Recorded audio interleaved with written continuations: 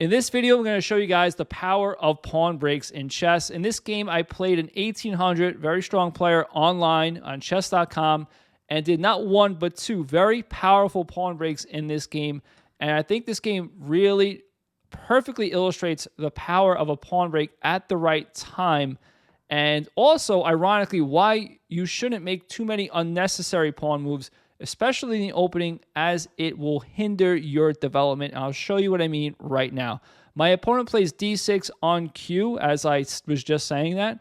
And this is an unnecessary pawn move. He's made a lot of pawn moves this game. And now I take time to develop a new piece, and I have a threat of, possibly you can argue a threat of taking the knight, doubling the pawns.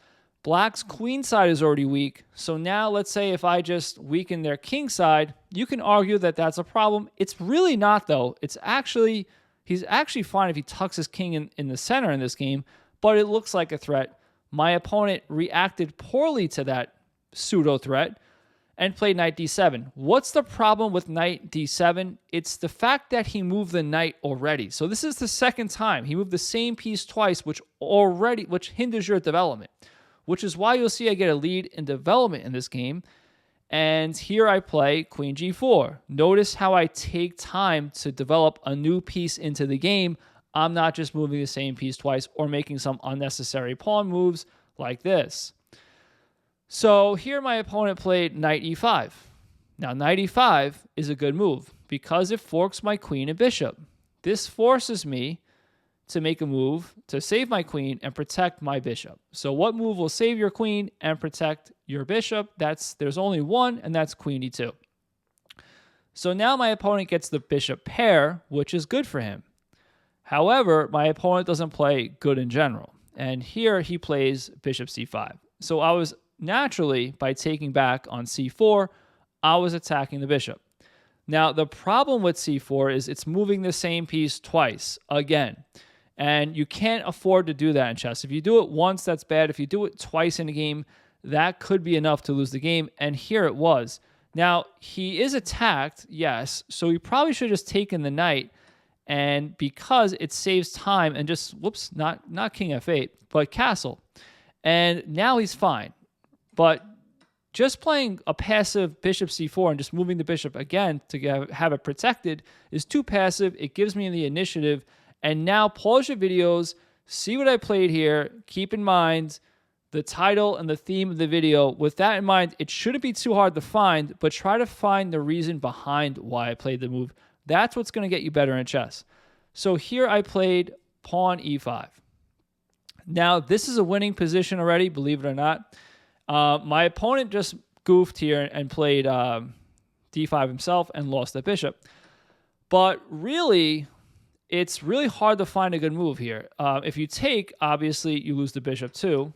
And if you just move your bishop back and I take, first of all, let's say you take.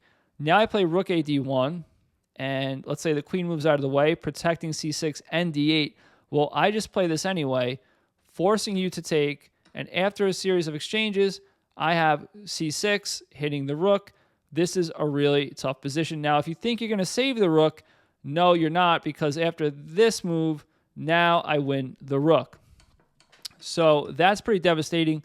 Now, you could also say, well, the queen doesn't have to take the pawn. No, but then this comes, and bishop e7 is quite annoying. That's probably the best bishop in the history of bishops in chess, so good luck playing this position.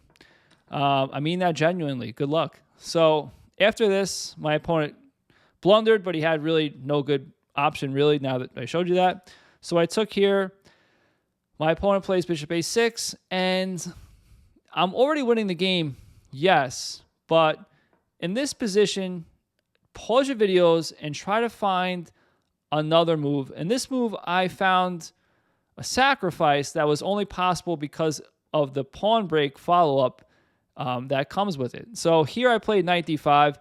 Now, the computer didn't give me a brilliant prize for this move, which is funny because the computer said it's the best move, and it's a sacrifice. It's not super easy to see, but whatever. I'm over it. Anyway, now, obviously, you can't take with this pawn, as that loses the queen.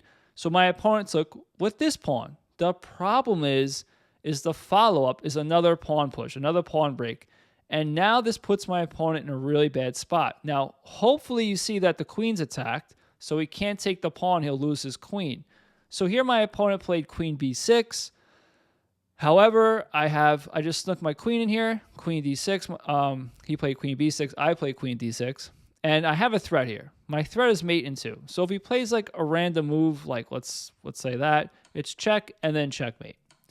So my opponent's a good player. He didn't want to get mated in 2 moves, so he stopped it. So now I can't mate him in 2 moves because I can't come here because he'll take me.